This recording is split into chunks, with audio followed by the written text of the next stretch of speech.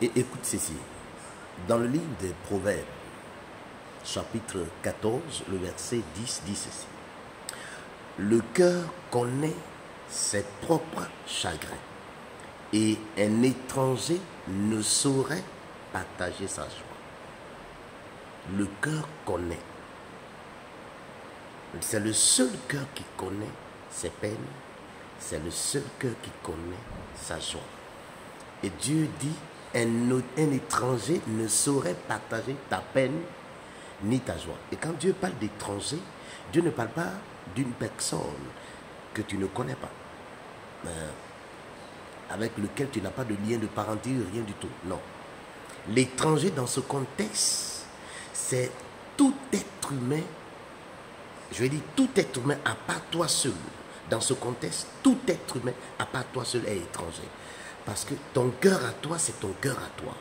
Le cœur de l'autre, c'est son cœur à lui. Et Dieu dit, ce seul cœur qui est dans la joie, ce seul cœur qui est dans des situations, dans l'affliction, dans quelques situations dans lesquelles ce seul cœur se trouve, c'est ce seul cœur qui connaît exactement ce qu'il vit.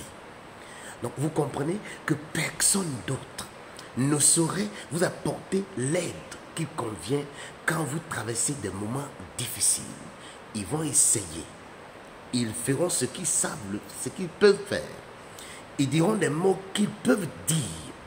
Parfois, ça peut ne pas être des expressions que vous attendez ou des paroles que vous attendez des gens. Excusez-les.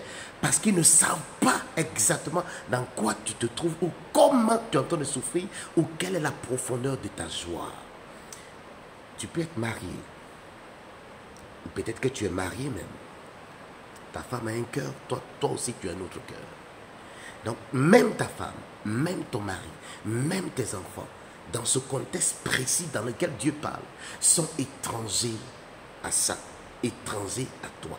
Et personne ne saurait vraiment t'aider. Regardez ce qui s'est passé avec Job. Job était dans une situation très compliquée et difficile. Et Job souffrait, et ceux qu'il appelait 3 amis se sont déplacés, ils sont venus le voir. Et quand ces 3 amis sont venus voir, ce sont ces 3 amis plus même qui lui ont fait beaucoup plus de mal par les paroles qu'ils ont prononcées à la suite. Vous comprenez? Donc, ils sont sincères par leur présence auprès de Job, mais ils ne sauraient vraiment apporter le réconfort que Job attendait d'eux. C'est pourquoi je vous donne un conseil. Je connais un seul qui s'appelle le Consolateur.